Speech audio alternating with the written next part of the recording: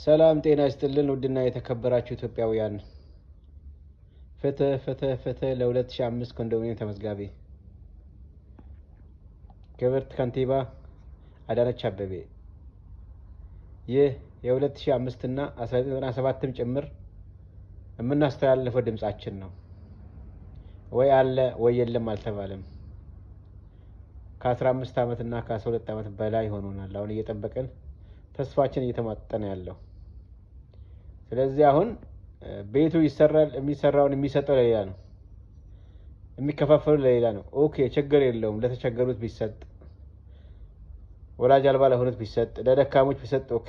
ግን ከዛ አልፎ ብዙ ነገር እየተላለፈ ነው። ግን እየተሰራ ያለው ለኛ ለተመዝጋቢዎች ተብሎ የተሰራውን ነው ያከፋፈሉ ያሉት።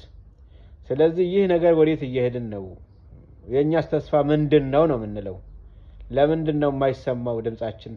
ብዙ ጊዜ ድምጻችን አሰምተናል፣ ምንም መፍትሄ አላገኘንም። ስለዚህ ክብርት ከንቲባዋ ድምጾትን እንዲያሰሙን እንፈልጋለን። ተስፋ አለ ወይስ የለም? እንጠብቅ ወይስ አንጠብቅ? ከክራይ ወደ ክራይ ከክራይ ወደ ክራይ ግማሹ በሞት አልፏል እየጠበቀ ሳያገኝ ያለፈ ብዙ አለ። ብሩ ይመለስ አይመለስ ይበላ አይበላ የማይታወቅ ነገር የለም።